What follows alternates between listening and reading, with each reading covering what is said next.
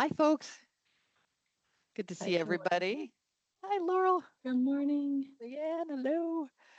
Um, that's great. Yeah, hopefully a few more folks will be jumping on. But as Kim said, I think Jennifer is at the Ag Robotics Conference, so was not able to join us today. But I'm looking forward to a presentation and update from Laurel and her team. It's always I always enjoy hearing about the project. You guys are doing amazing things out there. So, and I'm sure everyone will agree after you're done presenting. But Well, we follow your footsteps, Julie. well, or the team, like Mandy's actually, footsteps. yes. So we have a great team doing some great stuff here too. And yeah, so I think it is 11, so I might just go ahead and get started. And there are a few things that I wanted to update folks on. The first is I'm not sure if everybody is aware, but Farah and the good folks at the Southeastern Center for Coastal Agricultural Health and Safety are organizing a State of the Science conference. So I'm going to share my screen real quick to just show you guys where to find information on that. And Leanne, I think you're going. Are you speaking as well? I think, yeah. Yes. Yes. So if nothing else, you'll get a chance to hear Leanne's presentation, which would be wonderful. But I'm going to share the screen right now. So it's March 3rd to the 4th in Puerto Rico. And it'll be held at the Hotel Rumbao. If I think the abstract deadline is in December and the hotel reservation deadline is in January. But I can just put the address of the conference site in the chat. So if anyone is interested in attending that, you can just click on the link. But it should be a good conference. I know that the focus is Caribbean fishers, small scale fishers. I think another important topic will be mental health and a few other things. I think they're talking about ergonomics and climate change as well. So if anyone wants to learn more about that or submit an abstract, I encourage you to check that out. And then just another, maybe an iFish update. We're wrapping up things on the Journal of Agromedicine. So hopefully getting close to having all of those articles reviewed and ready for the special issue. And then for the Innovation Exchange, Farah Rosamina and I submitted a proposal for a conference grant that would allow us to provide support for the online activities surrounding that innovation exchange. So we hope to have a blog, work groups that can meet, videos available. And so that has been reviewed and it scored well. And so we're just waiting to see if that will be funded. So if that is funded, we'll be able to add on to the iFish site and provide a lot of resources for people working in commercial fisheries. So I think that's all the updates that I have or that Jennifer would have had. And I don't know if anybody has questions about those updates. If you do, just throw them out there. Okay. All right. So then I think what we can do is move on to our update on FLIPP for Lifejackets. And Laurel, you'll be presenting on that. And anytime you want to share your screen, just feel free. All right. I will see if I can do this. Does that work? Yeah, it looks good. Okay, great. I also am joined today by Amelia Vaughn, who is my partner in crime here in the Pacific Northwest. And I believe Carrie is joining us. Is that right? Amelia? Last I heard she was. I sent her the link again yesterday and I'm going to text her right now. Okay. So I'm Laurel Kinsel. I'm at Oregon State University. So I'm currently sitting in Corvallis, Oregon, which is about 40 something miles from the coast. Newport is our closest port, and Amelia resides there and does a lot of work supporting this project as a project manager and has been working with me for a long time. And then Carrie Brandberg, who hopefully can join us, is a Newport fisherman's wife. She is a treasurer of the community group called Newport Fishermen's Wives and a local seafood market owner.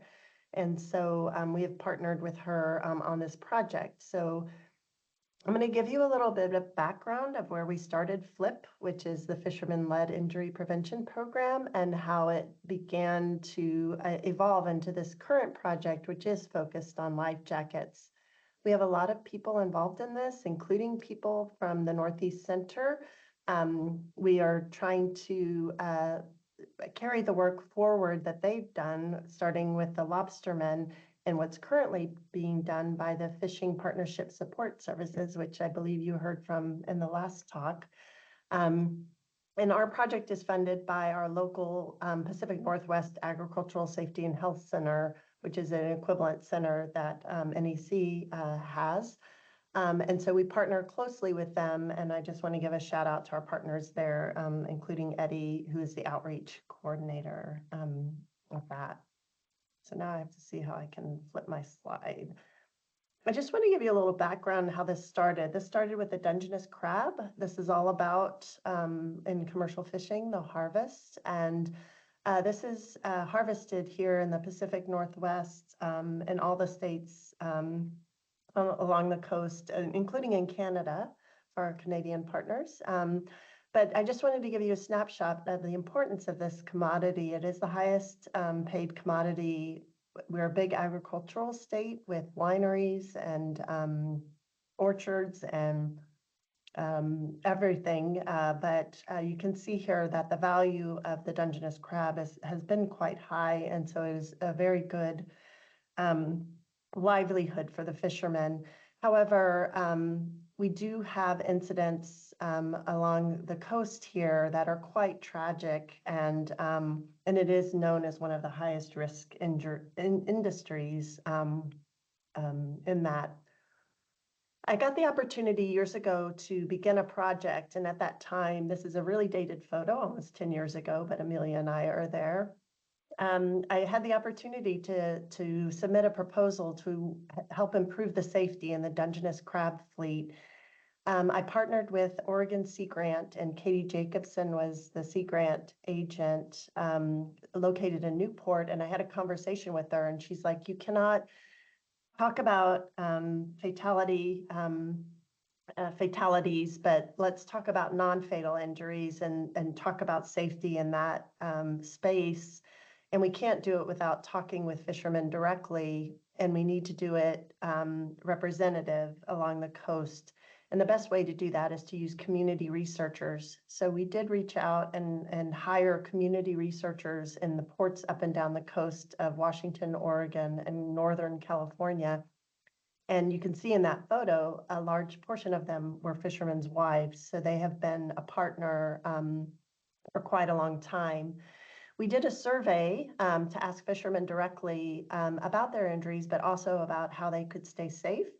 And so this shows the representation of our survey population distributed thanks to our community researchers, not only amongst the states and the ports, but amongst the actual workers. So including deckhands and including the owners and captains.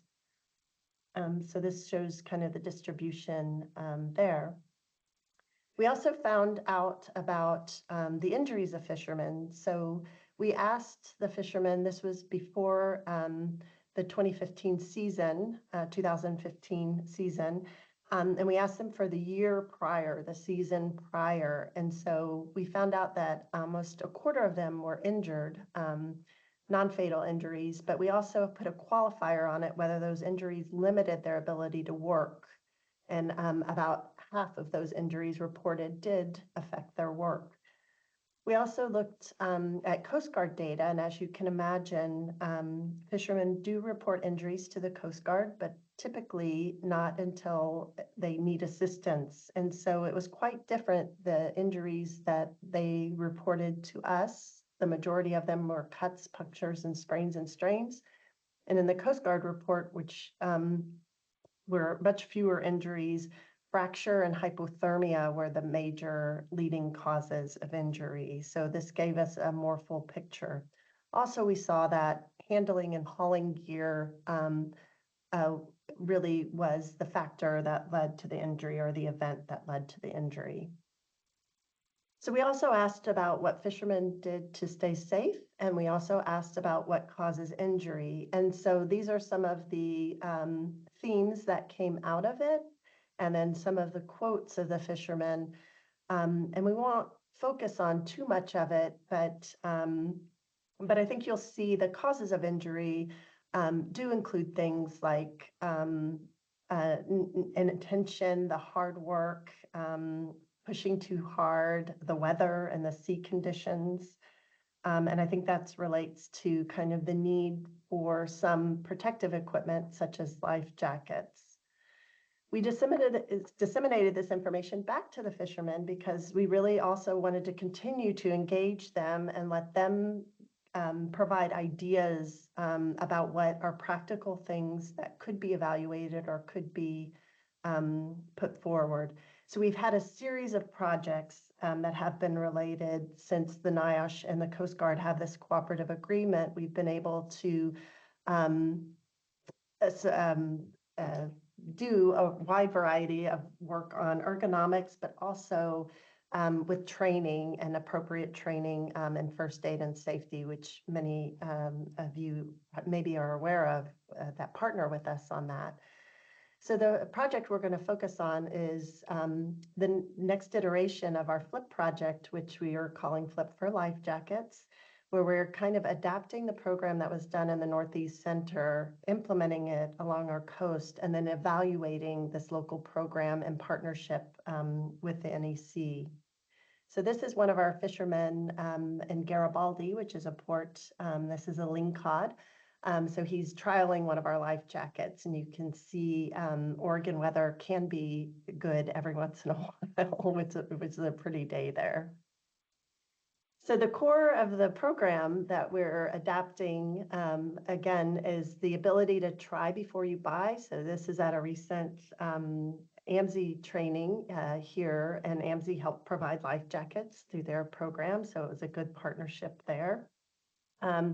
So the ability to see different styles, learn about them, try them on, having the PFDs that fishermen will wear available. And we had a jump start since NEC had done a lot of work. NIOSH has also done a lot of work to identify life jackets that will work for fishermen.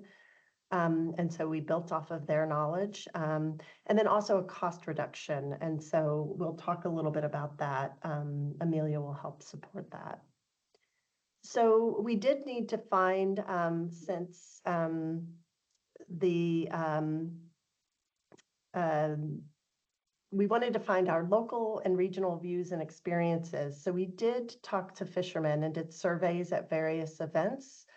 And this is a brief summary of who we talked to, and the box on the right. And then about the how many agreed that it's important. So you can see a significant number of fishermen in our region agreed it was important to wear a life jacket when on deck. And a lot of them were very interested in learning about new PFDs. And we also found kind of that price point of what they would pay. One of the things we did, which NEC did, was also taking the responses to the questions, kind of put them into a range of a state of change that they are into adopting wearing life jackets all the time. And so you can see at the top of this table, maintenance is where they wear the PFD all the time.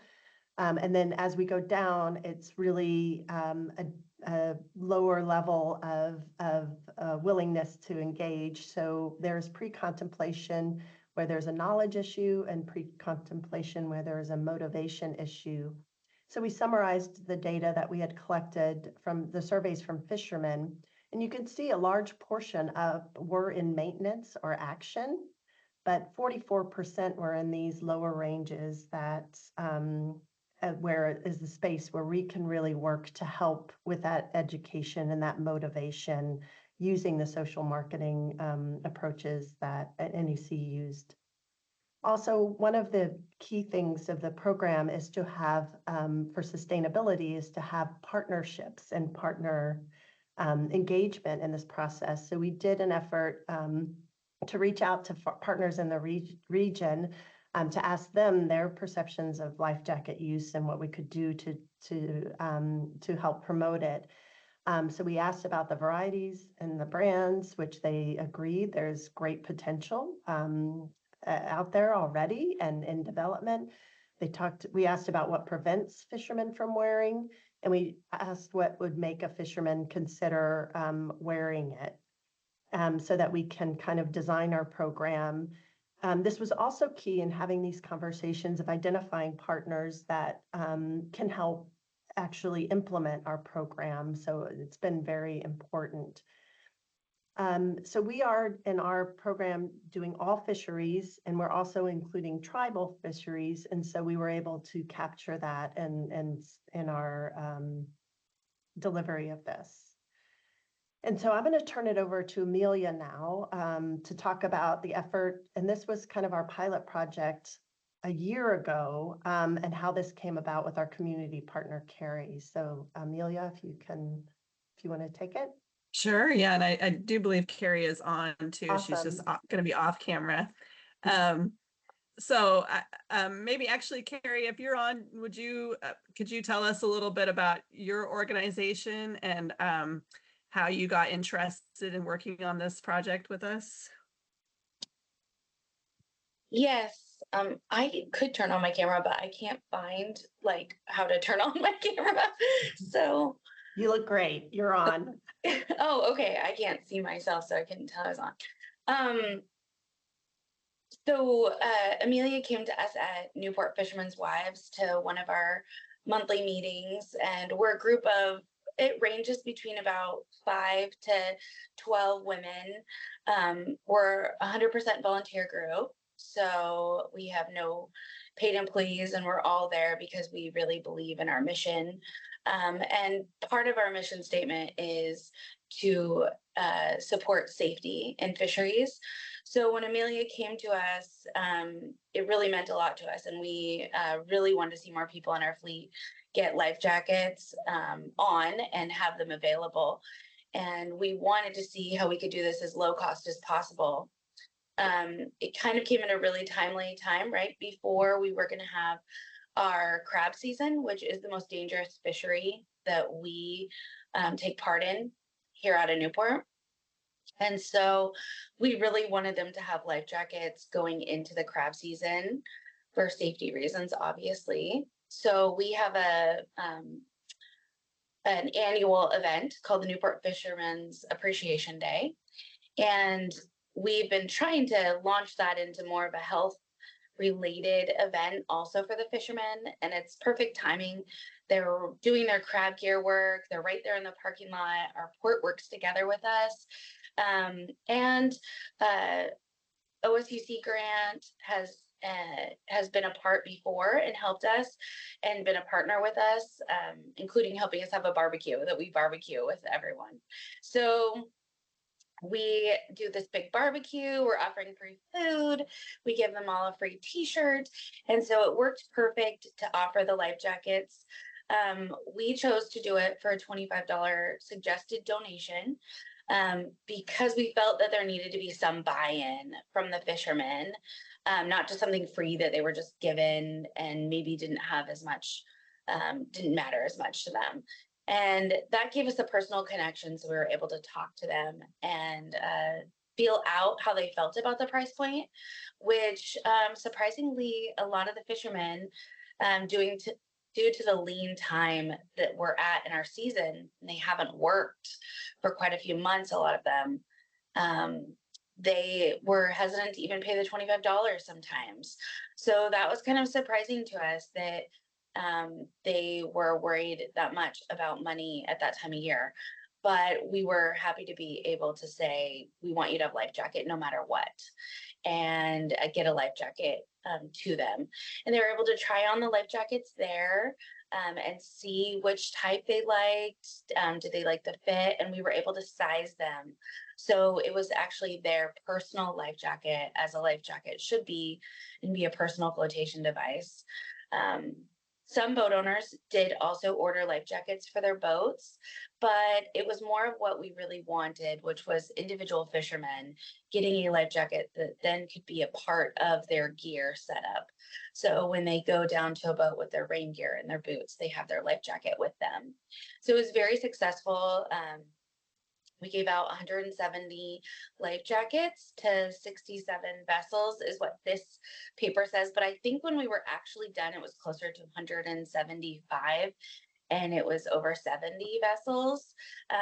And around, so that was super successful. We didn't even imagine that we would give that many out.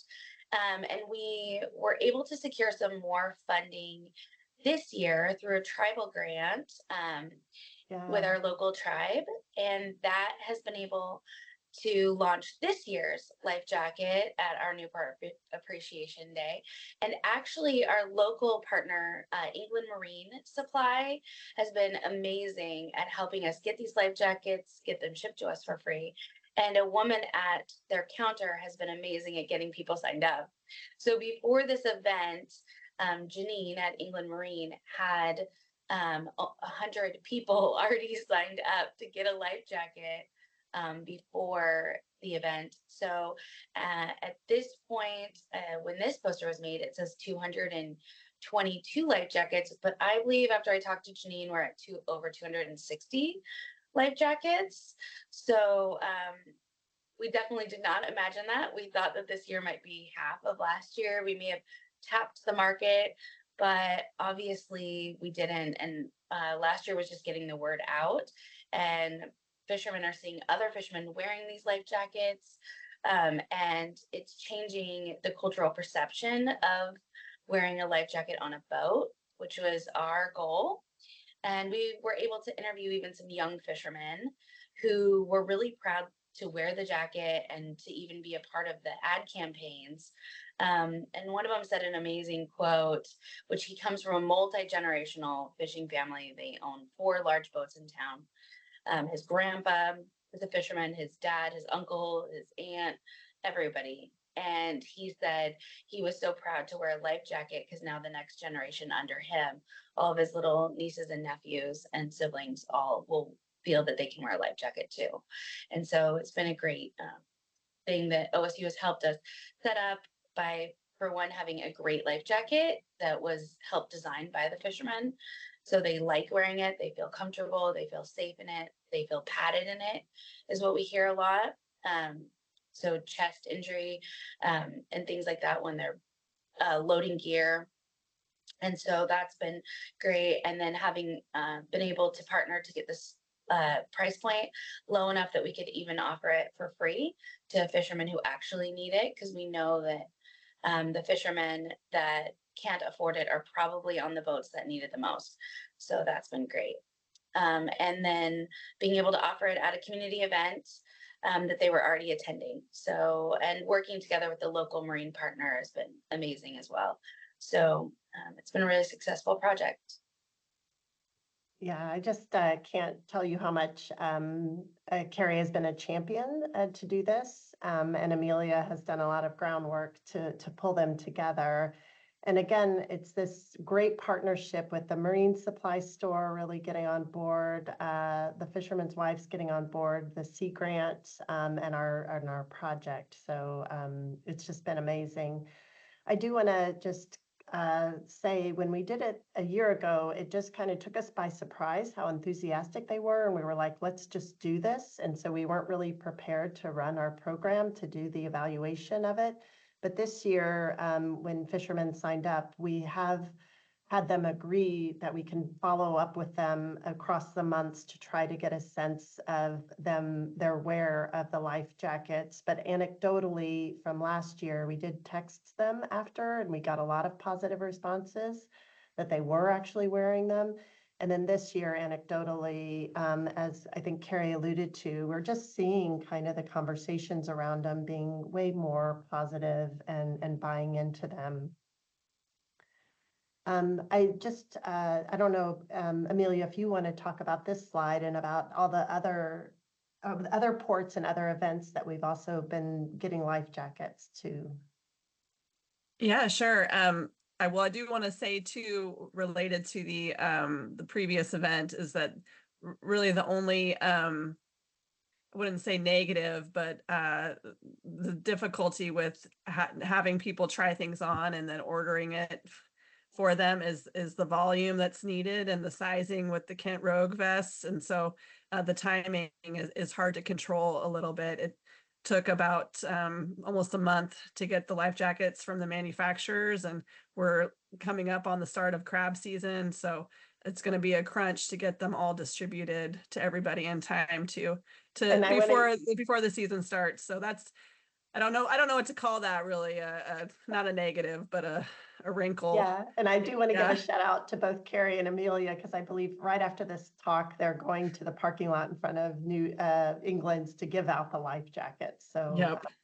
It's I've in been process. texting people to meet me in the parking lot for their life jacket. But we were successful last year, and I know we will be again too. And again, our partner at the marine supply store is really amazing, and she, will have a list of all the folks that don't get theirs today, and she'll be kind of following up with them too, and badgering them to come in and get their life jacket. So it really wouldn't be possible without the support from England Marine, and then just the financial and logistical support from the Newport Fishermen's Wives as well. So having those two community partners has really been key in making this successful.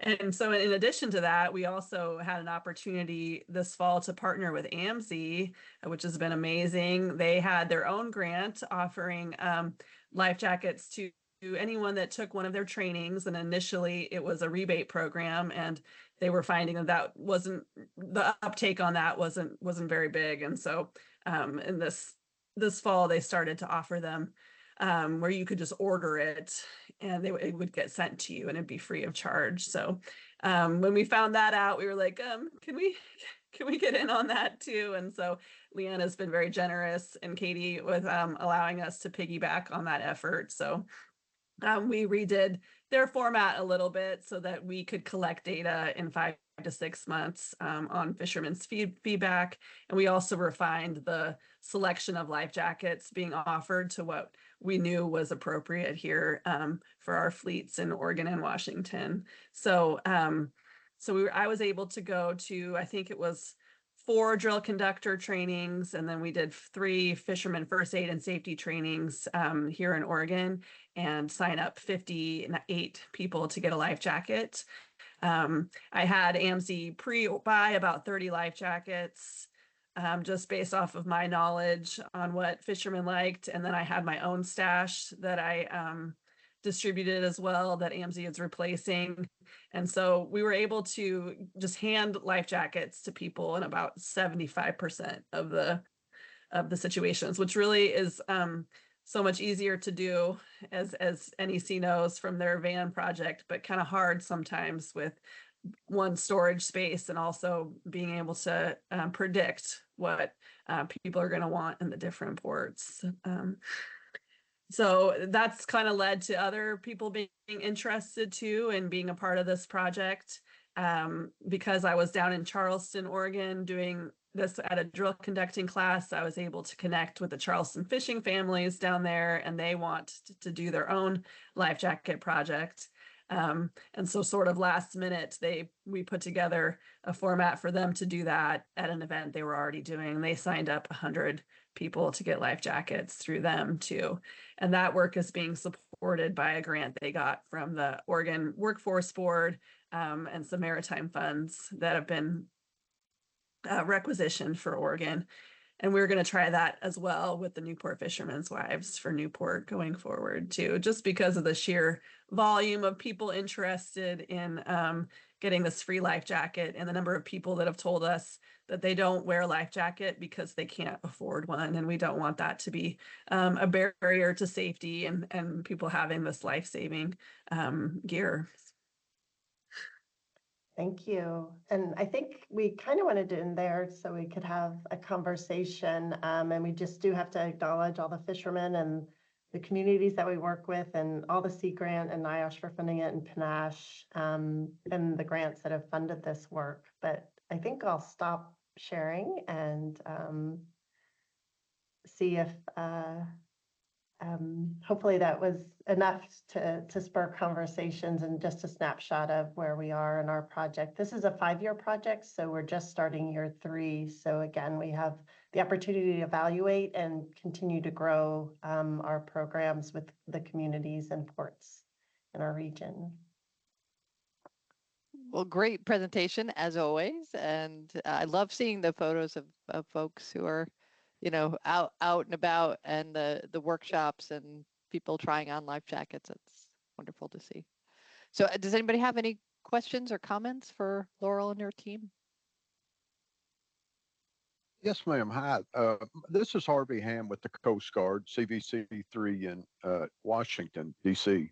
Uh, I can't say enough how much we appreciate what's going on here. And I would love to continue to be a part of it, because I talked to Mr. Dugan during the Pacific Marine Expo with AMSI. Well, he was, there at the booth.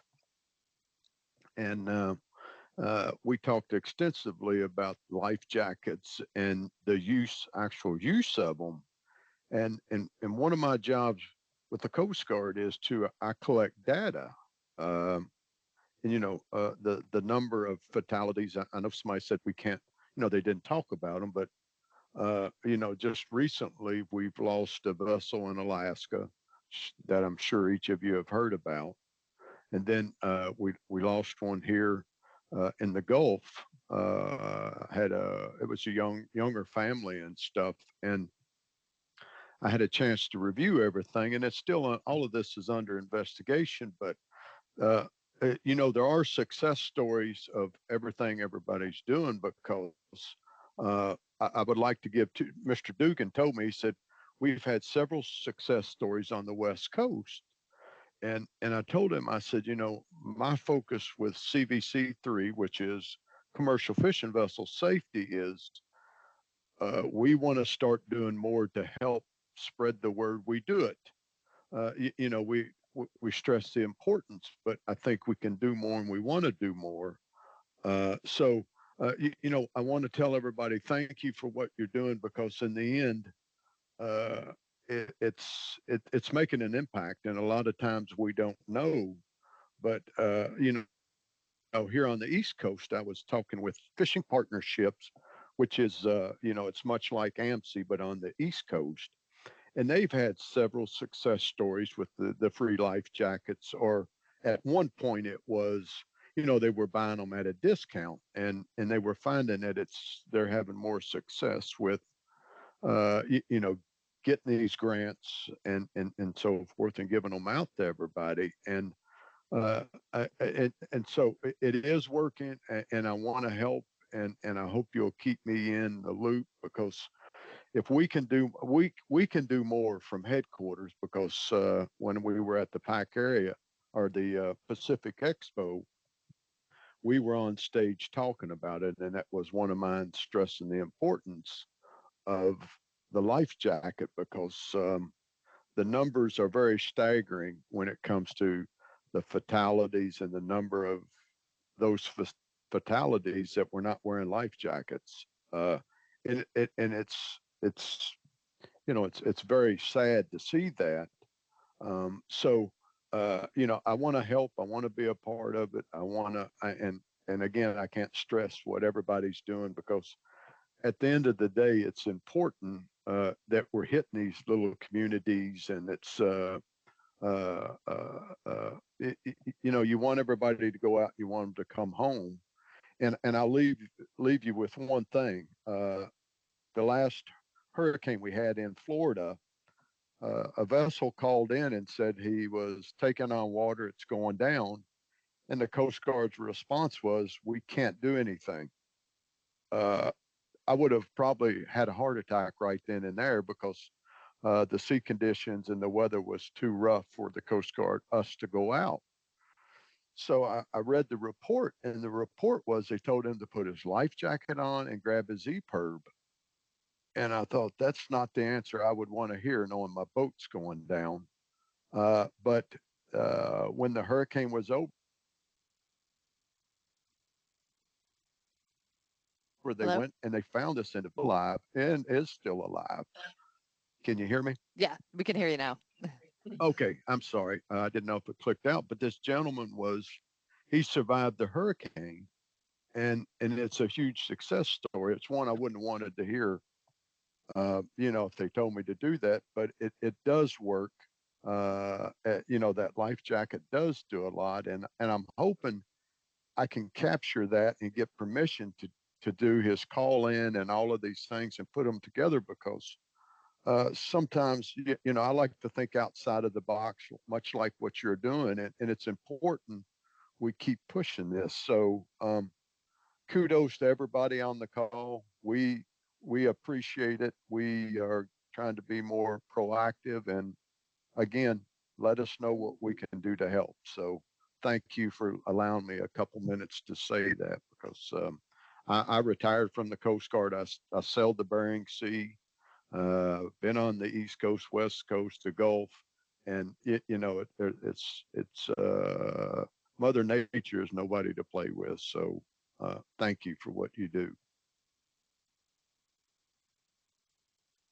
Yeah, I do want to emphasize we work very closely with our District 13 Coast Guard, our region here in the Pacific Northwest, and they're great partners and have always been supportive and have really helped facilitate our work. And they are also just very enthusiastic.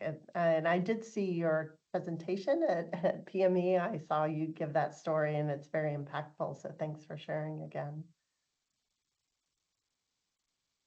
Other questions, comments?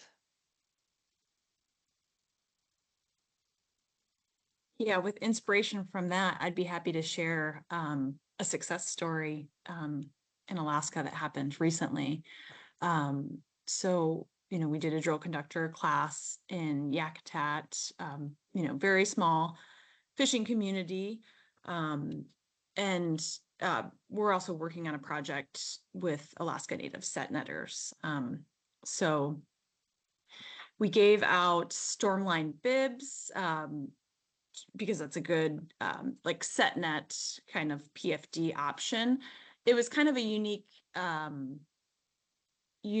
way to do it because we had a really good discount on some stormline bibs. So that, but we gave some out to fishermen who took the drill conductor class, and I was a Yakutat elder, not the fisherman who survived, but a Yakutat elder reached out to me just recently and told me that one of the fishermen came to him and told him that he was wearing the bibs and he fell overboard while he was set netting. And set netting is, it takes place, especially in Yakutat, in a very small boat, open skiff, big ocean. They have really big breakers there too. So it's a region that has a lot of fatalities. And then Alaska Native fatalities are very high as well. So he fell overboard. He was wearing the bibs, and he was able to swim to his boat and reboard.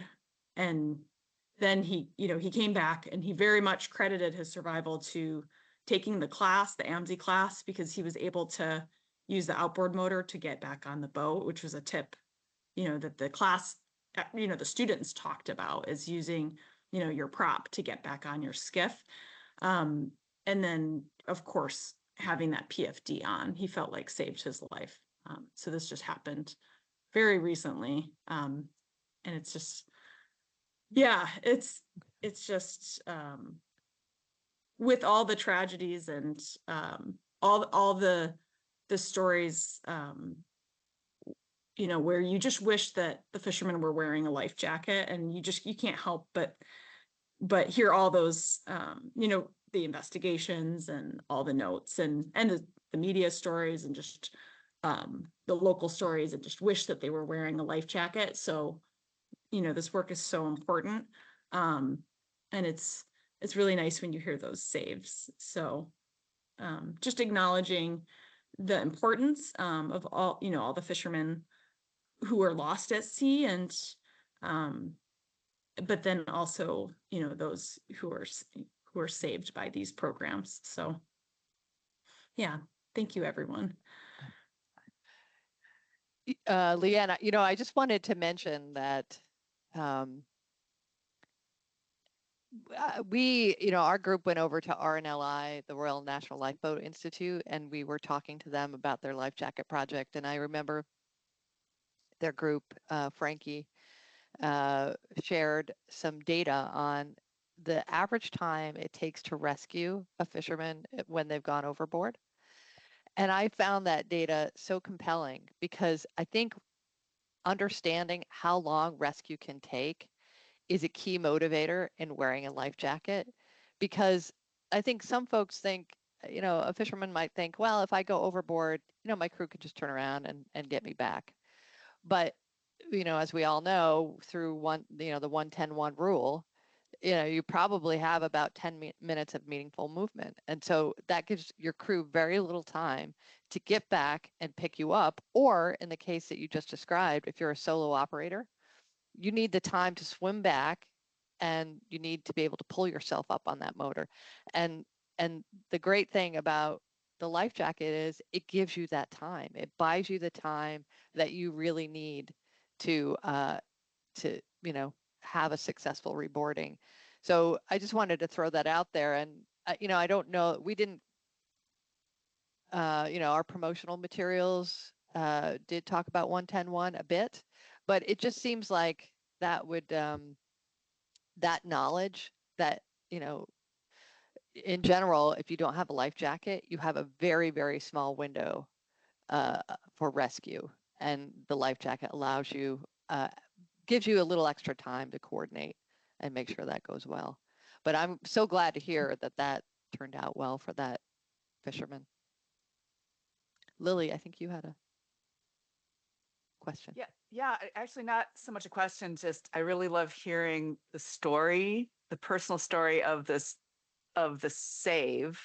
National Safe Boating Council, Peg Phillips really takes an approach to recreational boating to try to encourage people to wear life jackets. By their ambassadors, you know, will tell their story of their survival, of, you know, how they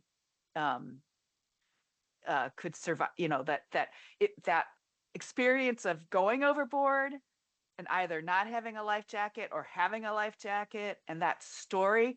So they take these ambassadors and they have them share that story with others. And that tends to be a really powerful way to change behavior, by hearing that story. So I think it's great to hear that story, Lan. You know, I think that's what can really motivate people to change their behavior. And thank you for the work you're doing. Yeah. Yeah, in regard to documenting the story, you know, we asked him to write the story. He's definitely not going to do he would not do like an audio recording or video. It's also a very small community. So there would be like no anonymity, but we're trying to get him to write the story and the details out and help him do that. So. Any other comments or questions? I see Anthony put something in the chat, and I don't know if you just wanted to link that or if you wanted to chat about it. Hi, yeah, I know we're pushed for time, but just on that last topic there from Leanne, we published a safety bulletin in the UK for the Marine Accident Investigation Branch in September for an accident, and unfortunately it was a fatal accident. I don't know how you share screens from Zoom. It's not something I use too Yeah, often. it should be Share screen. it should be a green button with a up arrow. So If you put your cursor, if you put, yeah, there you go. So this safety bulletin here is an accident in Scotland. Unfortunately, the guy died. But we had a PFD on this guy, which was great, but they had the loop. I don't know if you can see that loop hanging down, the red Yeah. webbing lifting strop. This guy was shooting, well, the crew was shooting some crab pots over the side, and he inadvertently threaded the line through the toggle as the crab pots were shooting by accident. And it's sort of, we put this out to raise awareness that even though you're compliant with a PFD 150 newtons, some of the crew had identified the risk of this toggle hanging, which could then drag you over the side. But that message hadn't been shared amongst the crew. And unfortunately, this guy went over the side, and by the time they recovered him, he was deceased. Some of the crew had cut this off, and it's just an unfortunate case where that message had been lost or hadn't been shared, which could have prevented the accident.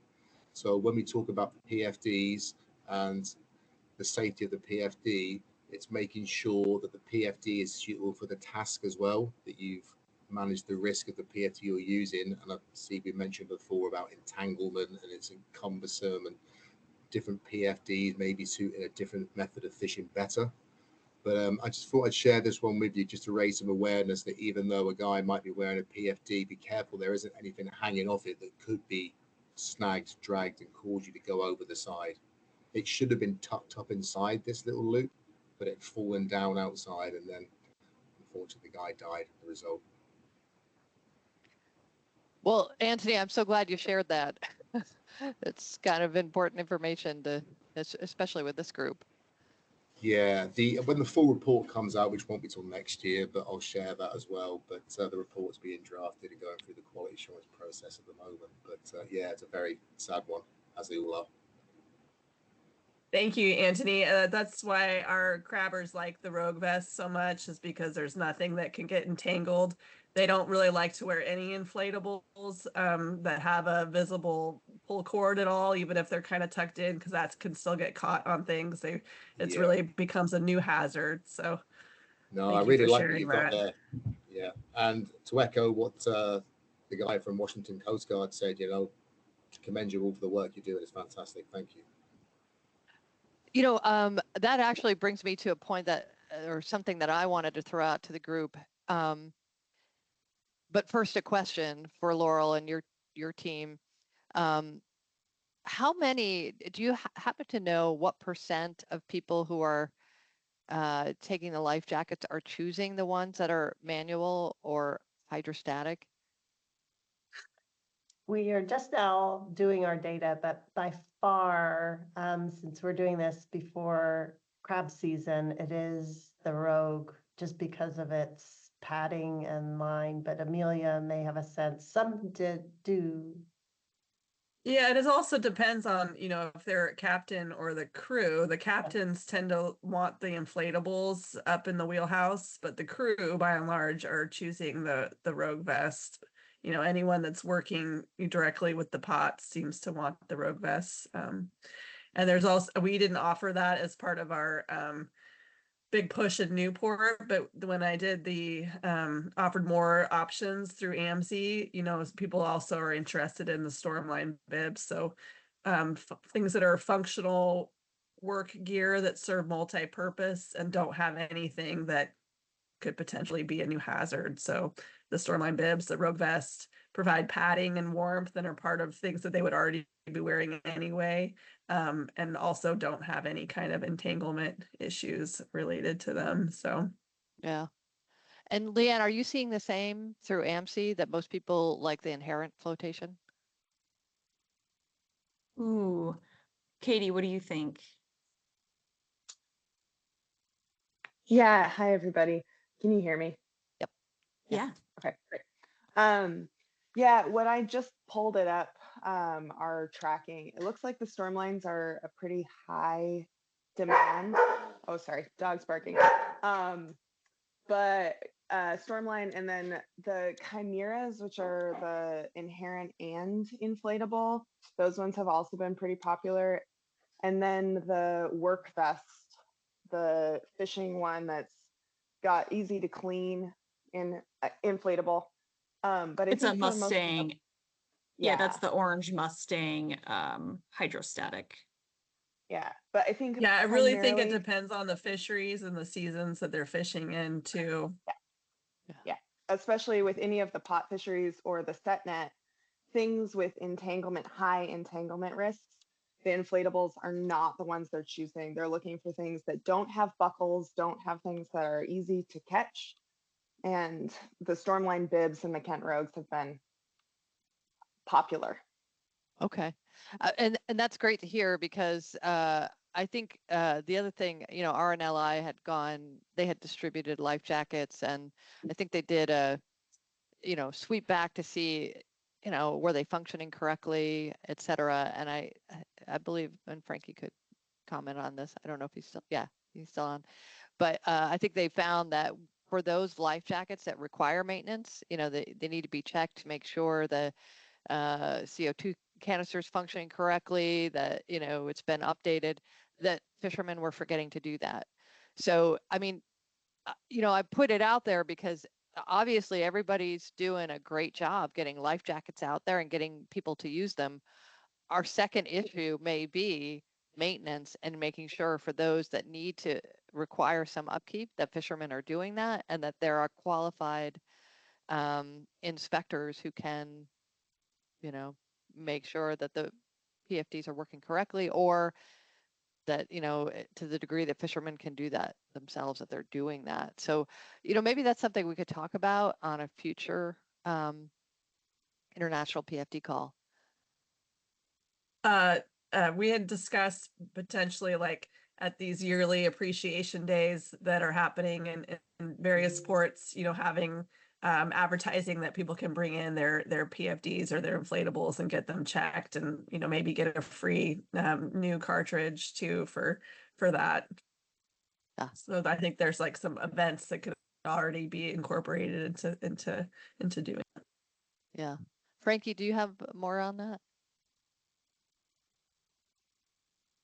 Oh, Frankie, if you're on mute, we can't hear you.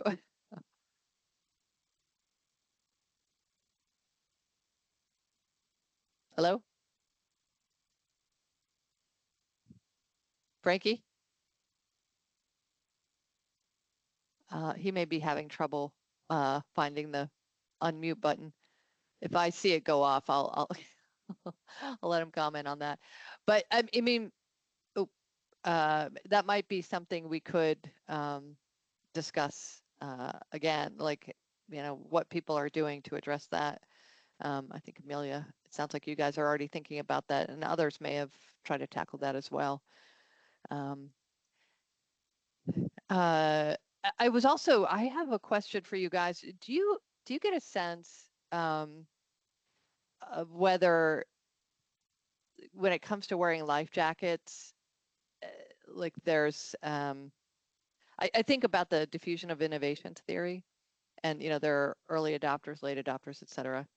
And you know, I think we were wondering about this a little bit with the life jacket project. And we were hoping to assess that, but we didn't have enough bandwidth to evaluate this. But, you know, as people in a specific port increasingly start to use life jackets, does that flip the port so that everybody in that port is now using life jackets because they see they're more ubiquitous, you know, that's become a normal part of work. Did you guys get a sense in the FLIPP project whether that was happening, or AMSI's project? I mean, I think just based off of the sheer numbers of people that are wanting life jackets, I think that's definitely true. And now that we've done this 2 years, we had people talking to us at the appreciation day this year about, you know, wearing their life jacket, and how it's just become a part of their work gear too. And also with like again, the inherent flotation jackets like the Kent Rogue, they provide other benefits just beside the flotation. Like people tell us, oh, it keeps me warm, it's padding against the rail. They like that aspect of it. someone told me it acts like a back brace. It holds their love handles in and things like that, you know. So I think that they're seeing that there's benefits to it besides just the life-saving aspect too. So I think, and if Carrie's still on, she maybe could speak to this too, but I think it's definitely becoming way more part of the norm is that, you know, you have a life jacket and you're wearing it at least when you're working on deck or crossing the bar. We've also had some really, you know, intense, terrible tragedies here too that I think have made people think differently about their approach to safety gear. Yeah, I have to agree. I think that it's been definitely a shift. We see that just in how many people got a life jacket the first round and then how many more people got a life jacket the second round. And we didn't really say, but those numbers are mostly all independent people. So it's not the same people getting a life jacket again. It's new people getting a life jacket. And I think if you were in Newport, you might be like, is there even 400 fishermen in Newport? So it's kind of shown how much of the fleet is actually getting these jackets.